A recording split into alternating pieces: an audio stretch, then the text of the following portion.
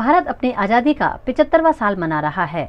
इस उपलक्ष्य में सरकार द्वारा 75 रुपए का नया सिक्का जारी किया जा रहा है। 28 मई को नई संसद के इनॉग्रेशन पर 75 रुपए का सिक्का जारी किया जाएगा। इसके एक तरफ अशोक स्तंभ तो दूसरी तरफ संसद की तस्वीर होगी। इसे कोलकाता की टकसाल में ढाला गया है। इस मौके पर एक स्टैम्प भी लॉन्च किया जाएगा। हालांकि सरकार ने अब तक सिक्के की फोटो जारी नहीं की है। पीएम नरेंद्र मोदी नए संसद भवन का इनॉग्रेशन करेंगे। वित्त मंत्रालय के मुताबिक 75 रुपए का सिक्का गोल होगा। इस सिक्के को 50% सिल्वर, 40% कॉपर, 5% निकल और 5% जिंक के मिक्सर से बनाया गया है। सिक्के के एक तरफ अशोक स्तंभ होगा जिसके नीचे सत्यमेव जयते लिखा होगा। इस सिक्के की बाईं ओर देवनागरी में भारत और दाईं ओर अंग्रेजी में इंडिया लिखा होगा। नए सिक्के में रुपए का साइन होगा और लायन कैपिटल के नीचे 75 रुपए भी लिखा होगा। सिक्के की दूसरी साइड पर संसद परिसर की तस्वीर होगी। तस्वीर के ऊपर देवनागरी में संसद संकुल और नीचे अंग्रेजी में पार्लियामेंट कॉम्प्लेक्स लिखा होगा। संसद भवन के उद्घाटन को लेकर दायर की गई याचिका पर सुप्रीम कोर्ट ने याचिकाकर्ता को जमकर फटकार लगाई। नए संसद भवन का उद्घाटन राष्ट्रपति से करवाने की मांग वाली याचिका शुक्रवार को सुप्रीम कोर्ट ने नहीं सुनी। कोर्ट ने बस इतना कहा, समझ में नहीं आता कि आप लोग ऐसी याचिका लाते ही क्यों हैं, इसमें आपका क्या इंटरेस्ट है। इसके बाद याचिकाकर्ता एडवोकेट जयासुकिन ने पिटीशन वापस ले ली। उन्होंने कहा कि वे हाईकोर्ट भी नहीं जाएंगे। सुनवाई के दौरान जस्टिस माहेश्वरी ने कहा, काफी देर तक बहस करने के बाद याचिका वापस लेने की अनुमति मांगी गई है। उन्होंने सॉलिसिटर जनरल से पूछा, मिस्टर एसजी, आपको कोई समस्या? इस बार एसजी मेहता ने कहा, याचिका वापस लेने का मतलब है कि वे हाईकोर्ट जाएंगे और बहस करेंगे। अदालत को कहना चाहिए कि इन मामलों में बहस ही नहीं करनी है। इसके बाद याचिकाकर्ता एडवोकेट जयासुकिन ने पिटीशन वापस ले ली। उन्होंने कहा कि वे हाईकोर्ट भी नहीं जाएंगे। सुकिन ने गुरुवार को ये याचिका दायर की थी।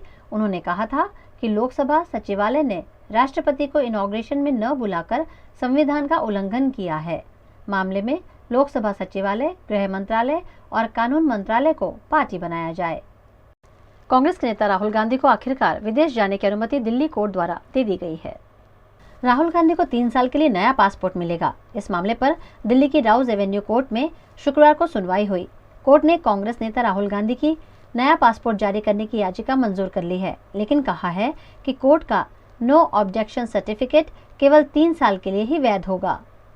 मानहानि केस में संसद सदस्यता रद्द होने के बाद राहुल गांधी ने अपना डिप्लोमेटिक पासपोर्ट सरेंडर कर दिया था।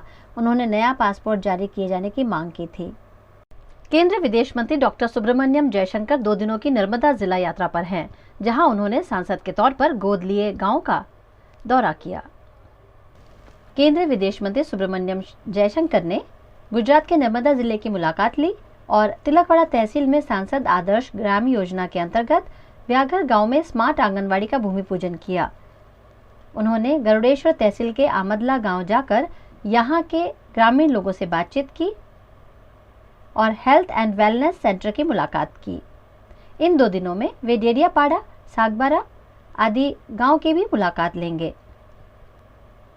इस मौके पर उन्होंने कनाडा द्वारा 5 राज्यों के वीजा पर लगाए गए प्रतिबंध एवं नए संसद भवन के उद्घाटन मुद्दे विपक्ष के विरोध पर भी टिप्पणी की। पंजाब, हरियाणा, जम्मू कश्मीर नहीं, कुछ खबर आई है कि कहीं उनको लगता है कि कुछ ठीक नहीं है, वो कुछ जांच वांच करेंगे। ये कभी कभी हो जाता है, ये पहली बार नहीं हुआ। बीच में आप जानते हैं कनाडा में ऐसा कुछ हुआ था, कुछ साल पहले अमेरिका में भी हुआ था। मुझे पूरा विश्वास है कि इसमें जो भी करना है वो करेंगे, पर हम तो चाहते हैं कि जो असली विद्यार्थी जो हैं उनका हित जो है उसको सामने रखते हुए मुझे पूरा विश्वास है कि इसका समाधान सर, भारत क्या करेगा इसके लिए? भारत क्या करेगा? अभी देखते हैं। देखिए, अभी बात खबर आपको अभी मिली। अब मैं आपके साथ खड़ा हूँ तो मैं आपको थोड़ी कह सकता हूँ कि भारत सर, उनका दावा है कि स्टूडेंट वीजा पे लोग नौकरी के लिए जाता है, जॉब करने जाते हैं। अरे भाई देखिए, उनका दावा तो होगा। अब कुछ हो, ये नहीं कि सब लोग कर रहे हैं। कहीं ना कहीं किसी ने हो सकता है कि कुछ किया हो, तो उसकी जांच होती है ना। सरकारें ऐसे थोड़ी कि अफवाह पे थोड़ी चलती। तो अगर कुछ होगा, देखिए हम वो सरकार हैं, हम सरकारें जिम्मेदार लोग हैं भाई। हम एक दूसरे से बात करके कुछ जो करना है वो करेंगे। सर एक आखिरी सवाल, लोकसभा का उद्घाटन हो रहा है लेकिन विपक्ष लामबंद है। विपक्ष का ये कहना है कि ये वो विरोध करे, इसको उनका क्या जवाब है? देखिए, अब मैं आप तो ये पिछले कुछ दिनों से ये बहस आप सुन रहे हैं और मुझे तो लगता है कि जो उद्घाटन जो हो रहा है होगा, ये लोकतंत्र का एक उत्सव है और हमें उस स्पिरिट में लेना चाहिए। ये विवाद का विषय नहीं बनना चाहिए। ये दुर्भाग्य है अगर ये बनता है और ये मुझे आप जानते हैं कि कुछ लोगों की ये कोशिश है, पर मुझे लगता है कि राजनीति की भी कुछ सीमा होनी चाहिए और कम से कम ऐसे मौके पे हम पूरे देश को सब मिलजुल कर इसको मनाना। गुजरात के भरूच के कच्चीपुरा गांव में केमिकल युक्त पानी पीने से 25 ऊँटों की मौत हो गई है। इस घटना में जीपीसीबी द्वारा ओएनजीसी को 50 लाख रुपए का दंड किया गया है। गुजरात के भरूच के वागरा के कच्चीपुरा गांव में केमिकल युक्त पानी पीने से 25 ऊँटों की मौत से हड़कंप मच गया है। इस घटना को लेकर तंत्र ने सख्त कदम उठाए हैं। भरूच जिले में ओएनजीसी की पाइपलाइन में लीकेज के चलते क्रूड ऑयल मिश्रित पानी कच्चीपुरा के आसपास एकत्रित हुआ था। ये पानी पीने से हुई मौत की जानकारी प्राथमिक जांच में पाई गई है। ऊँटों की पोस्टमार्टम रिपोर्ट का इंतजार हो रहा है। लीकेज के कारण ऑयल का छोटा सा तालाब बन जाने के कारण पर्यावरण को हो रहे नुकसान के चलते जीपीसीबी ने ओएनजीसी को 50 लाख रुपए का दंड किया है और पानी के सैंपल्स जांच के लिए भेज दिए हैं।